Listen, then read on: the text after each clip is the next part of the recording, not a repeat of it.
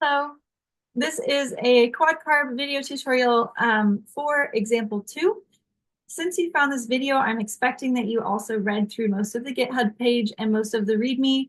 And there's a previous video about example 1 and a previous one about introduction to quad carb. So go ahead and watch those first if you'd like. And right now we'll get into example 2. So in example 2, you're going to need the quad carb file from the source function, from the source folder on the GitHub page. You're going to need quad carb, you're going to need example 2 script, and you're going to need the fake data map file this time because we're going to load in some fake data and then run it. So we're going to have multiple data points this time. So example 2 is showing you multiple data points and multiple temperature and pressure systems. Remember, TP1 is temperature pressure system 1, and TP2 is temperature and pressure system 2. So we have 2 temperature pressure systems now, TPs, and multiple data points, so we have to loop. So again, quad carb takes on input and options structure and an observations structure. So a structure is formatted in this way, where you have different field names within one structure. So the options structure has field name K1, K2, which is you telling the solver which K1, K2 formulation you'd like to use. We use the same numbers as CO2 CSV3, so 4 is equal to the Meerbach et al. 1973 refit by Dixon and Malero, 1989. Same idea, whichever options you want to use. Which pH scale are we on? If you'd like to print the output to a CSV file, and then the name of that CSV file, which again has to have no spaces in it and has to end with a .csv extension. So you can see we ran example 1 and it's saved right here. We'll get example 2 right under there in a second. Do you want us to print messages to your command line? And then do you want to turn the pressure correction on, which is the PCO2 to FCO2 conversion factor, or the K0 pressure correction? We're turning that off because we, in this example, will be off the surface, so that doesn't matter. So now we have to parse the data into our observation structure. So I told you up here, commented out, that the fake data has salinity in the first, total carbon in the second, total alk in the third, and so on. pH at 25 degrees C in the fourth, PCO2 at 20 degrees C in the fifth, total phosphate and total silicate. So now we need to parse those data points, measurements, into our observation structure. And the way that this happens is by looping over obs of I. So for example, obs of I.cell is equal to fake data 1 of I.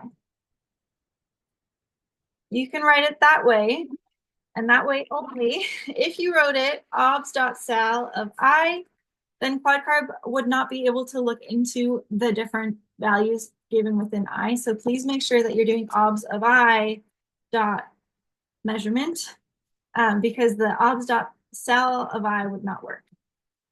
So this is, coding. You have to have the letters and numbers and things in the right order. And also, quad carb is case sensitive. MATLAB is case sensitive. So salinity is lowercase. Our totals are uppercase. And our other parameters are lowercase. We'll get there. So first of all, in our obs structure, obs dot something is our temperature independent parameters. So salinity, uncertainty of salinity, total carbon, uncertainty of total carbon, total alk, uncertainty of total alk, total phosphate, uncertainty, total silicate, and uncertainty. Those are all temperature independent totals, or the salinity. So they just go into obs dot something. Then we get into our temperature and pressure dependent parameters, and we get into our obs.tp dot something. So in our first temperature pressure system, we're in obs.tp1 dot t. So the temperature at the first temperature and pressure system is obs.tp1 dot t at 25 degrees.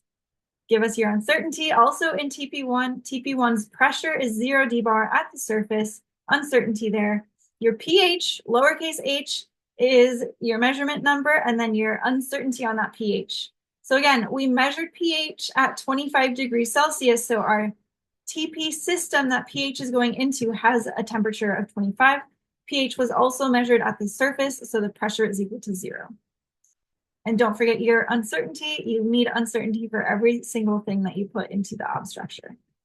All right, so that's TP1. What about TP2? So PCO2 was measured at 20 degrees. So it goes into the temperature and pressure system 2, at which we set temperature equal to 20 degrees. So obs.tp2.t is the temperature of PCO2 measurement, the temperature of the second TP system. Give us your uncertainty, obs.tp2.ut, obs.tp2.pressure. So our pressure is again at the surface. Uncertainty of the pressure. Give us your fake data or real data in your case. Again, obs of tp.2 because we're in the second temperature and pressure dependent system, and that is specifically at 20 degrees and 0 dbar. All right, and then we're giving it a 1% uncertainty here. Okay, and then you do your call to QUODcarb. So you give QUODcarb your obs structure that we just parsed and your options structure that we created up here. That is your options structure that goes into QUODcarb. And then on output, you get all of these fun structures and or vectors. So the est structure is the output estimated state. Your output state, your sort of, your output. If you wanted to save this to your folder that you're in, you would uncomment this and save example2.mat as est. I didn't want that because I'm trying to keep my folder clean while I show you all. But notice once we run it, we will see a new example pop up. So let's run example 2. We didn't choose Revel, so it's choosing it for us. So that means that QUODcarb is not calculating the Revel factor. And our fake data was 10 long, so there are 10 data points in our est structure, which gives us 10 data points in our obs structure. So first, let's just look at obs. So obs is parsed now as obs of 1.sal is equal to 35. Obs of 2.sal is equal to 35.1898 instead of 1886.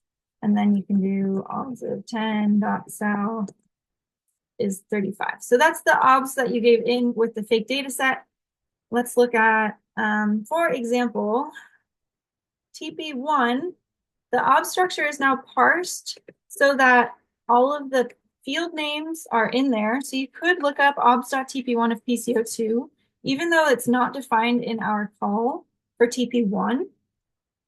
And it's going to tell you, you didn't give me anything there, so it's not a number, man. So that's what this output obs is. It's an updated obs structure from what you gave it with all of the field names filled in. The nans are everywhere. Maybe there's some default values if you forgot. So, but we did set a PCO2 value in TP2. So if we did the same call, obs of 1.tp2.pco2, then there is a number there because we filled it in for the temperature pressure system 2 at 20 degrees. Right, and you can do multiple obs.2.tp2 is PCO2. Obs of 30.tp2 is PCO2. Okay, you get it. Okay, so we called our QUODcarb. We got our new example CSV file. And now we can check that what you are running on your own computer is getting the same values as what I'm getting. So this commented out section here is so that you can check your values. So est1.tc is equal to 2196.0. Nice. Let's look at the uncertainty. The UTC is 1.6555. Nice. And then we want to look at est of 1.ta. So for this whole example, we're just looking at the first data point. But of course, there are 10 data points. So this est of 1 would go 1 through 10. Est of 1.ta is 2368, 2306.8, excuse me. And the uncertainty is 1.7115. And now we get into the temperature and pressure dependent stuff. So est of 1.tp1 of pH is your pH at 25 degrees on output, 7.6373. The U of that, the uncertainty on output, since we're in an overdetermined system, we do expect the output values not necessarily to match the input values. They should be close because we are weighting the calculation with the uncertainty of that measurement. But now that we're in this overdetermined case, we're not fully expecting the output to match the input as you do in the exactly determined case. So let's look at PCO2 and TP1. So that's now filled in because we QUODcarb calculated PCO2 for you at pH is temperature of 25 degrees. So 1184.2. Nice. Let's look at the uncertainty. 21.4907. Okay. S of 1 dot TP1 dot, what do we look at next? PK1. 5.8471, and let's look at the UPK1. That's the uncertainty. I'm pretty sure that's the same as the formulation. Let's look at PK2. PK2 in temperature pressure system 1 still. So PK2 at 25 degrees and 0 is 8.9666, and the uncertainty is 0.009. And now we get into TP2. So S of 1 dot TP2 is the second temperature and pressure system, which is at 20 degrees, and pH is now calculated because it was input at a different temperature. So 7.7147 is the pH calculated at 20 degrees. The UPH at 20 degrees, 0.0056, which does not necessarily match the measured, right? Because it's being calculated now. And let's look at PCO2. So this one was input, 942.75, that matches. The UPCO2 is the uncertainty. Notice how much smaller the uncertainty is in the measured TP versus in the calculated TP. And then what else? PK1, 5.8827, and PK2, 9.0635. Cool.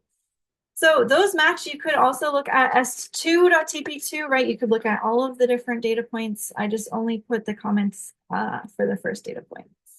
So last but not least, just to reiterate, if you wanted to look at all of the possible things that we output in EST, you type in field names of EST, and that gives you all the temperature and pressure independent parameters. So est.sal, est.usal, est.ptc is the negative log 10 of the total carbon and its uncertainty. Est.tc is the total carbon in micromoles per kilogram, the uncertainty in micromoles plus the lower and upper error bounds. And then again, est.pta is the negative log 10 of the total alk with its uncertainty. Ta, so est.ta is your total alkalinity in micromoles per kilogram, and so on. So all of the totals are in here with those 6 different options, your PT, your UPT, your T, and your UT, and then your lower and upper. So this is our est, field names of est is what we were just looking at. And now we're going to look at field names of est.tp. I think I can just do TP. And now we're going to see all of our temperature independent. Too many parentheses. Okay. So temperature independent, for example, this one would be est of 1 dot TP of 1 dot UKCA upper. Right? So that is the upper error bound on the uncertainty of the calcium equilibrium constant. And you have all of the other temperature pressure dependent parameters here now in all of their acid-base systems. So silicate, there we have the phosphate system. So they're all here. It's a long scroll. So our est.tp1 starts with the temperature, whatever temperature that temperature pressure system is at, the uncertainty, upper and lower. Est.tp1.p is the pressure of this first TP system, uncertainty, and so on. We have FCO2, PFCO2, which is the negative log 10 of the fugacity of CO2, and then PCO2 is the partial pressure of CO2. PPCO2 is the negative log 10 of the partial pressure of CO2. All right, so we already know that the example 2 CSV is ready for us, so let's go ahead and take a look at it. Okay, so I pulled up the example2.csv file in Excel. You can pull it up in whatever text editor you want. MATLAB has one, or the Mac tables probably works. But let's just walk through it. So we had 10 data points, so each row is repeated for each of the 10 data points. And then the first I flag 0, that means that the Newton solver did converge for all of our data points, so that's good. And then we have our output est structure. So est.cell, est.ucell, est.tc in micromoles per kilogram, uncertainty in micromoles per kilogram, TA, UTA, and so on. So we start first again with the temperature independent parameters, the salinity and all the totals. So total carbon, total alk, TB, TS, TF, TP, TSI, TNH4, TH2S, TCA. So those are all of our temperature independent parameters. And now we get to the first TP system with our temperature dependent parameters. So est, let's write this out. Let's squeeze it over. Okay, so est, the way that you would call this in the command line would be est of 1.tp1.t. When I wrote the .tp in the columns, it would make it so you couldn't see if it was T or P. So the est.t is with TP1, so you got to write est.tp1.t. Same idea here, est.tp1.p for pressure. It's okay for it to be negative, right? That just means that we were a little bit above sea level. Maybe there was a storm or there was a wave, you know, very, very negligible. Fugacity of CO2, again, this would be called as est of, for the first data point would be est of 1.tp1.fCO2, which here, if this had been how I had written it, you wouldn't be able to see the FCO2, right? So that's why it's TP1 on top of est.fCO2. And if you wanted the, you know, the 10th data point, the last one, you just go est of 10.tp1.fCO2.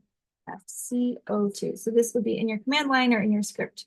So, okay, we have FCO2, PCO2, HCO3, CO2 star, and so on. We have pH, which is on your opt.pH scale that you chose at the beginning of all of this.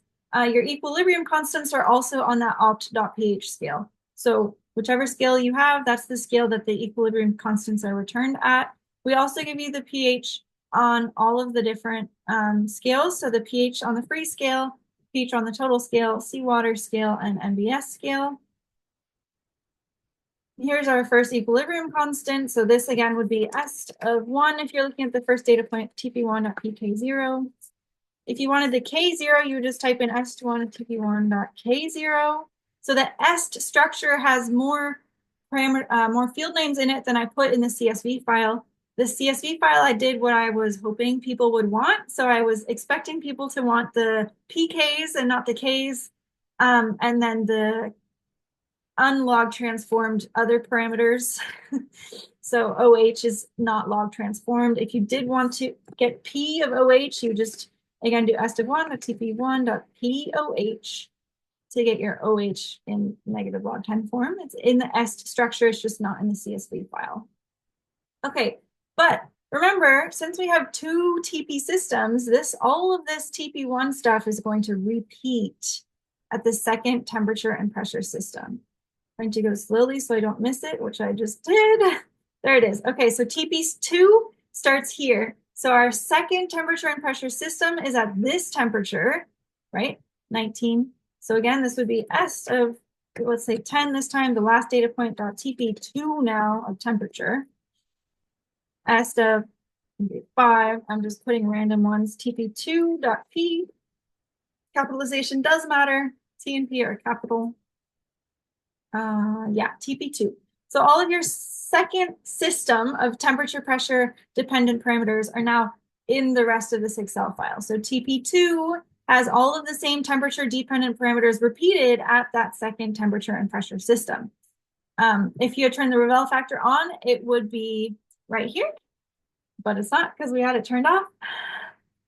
Yeah, that was an introduction to example 2, which had multiple data points and multiple TP systems. Example 3 has even more if you'd like to keep going. Thank you.